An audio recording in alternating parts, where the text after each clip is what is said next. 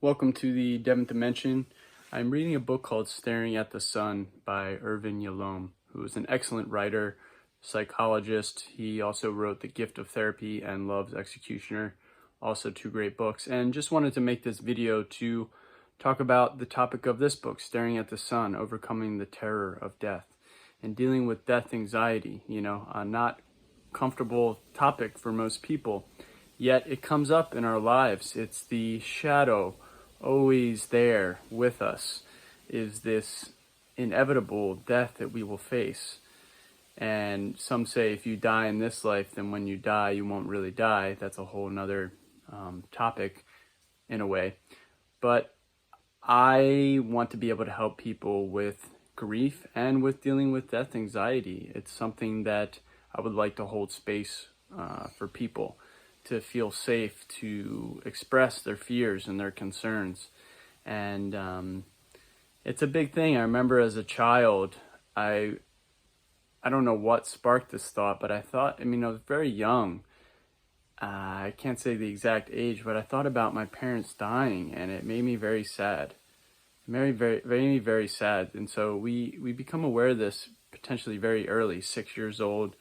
And how to even talk to children about death, that's a whole nother topic that he hasn't talked about yet. But I just read the first chapter in the intro, and he's going to be bringing in Epicurus, which was Athenian, like Greek philosopher, existential psychology, which is, I like a lot. It's part of the transpersonal field.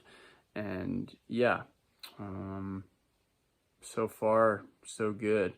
Really good writer, and unpacking how Freud viewed death. He thought that death anxiety was a cover-up for something else, whereas for instance, this woman had a dream where her dad told her it was a bowl of worms. Okay, it was a bowl of worms, and her dad told her you have to squeeze the worms and drink the milk. Kind of disturbing.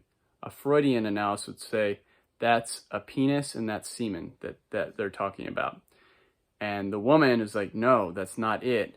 And as she's going through this process, she remembers this song that her sisters would tease her with as a kid. I'm going to try to bring it up because it's like, I don't know what song this is, but here's the dream. Here's the song, rather. Did you ever think as a hearse goes by that you might be the next to die? They wrap you up in a big white sheet and bury you down about 6 feet deep. They put you in a big black box and cover you with dirt and rocks. And all goes well for about a week, and then the coffin begins to leak. The worms crawl in, the worms crawl out. The worms play pinochle on your snout. They eat your eyes, they eat your nose, they eat their jelly between the toes. A great big worm with rolling eyes crawls into your stomach and out your eyes. Your stomach turns a slimy green and pus pours out like whipping cream. You spread it on a slice of bread, and that's what you eat when you are dead. Her sister sang her that song when she was young. As she sang, memories trickled in of her sisters. Jennifer was the youngest, teasing her unmercifully by singing this song repeatedly without regard for her obvious and palpable distress. And so this woman, 32-year-old realtor, is having death anxiety, panic attacks at night. And because the seed was planted in her mind early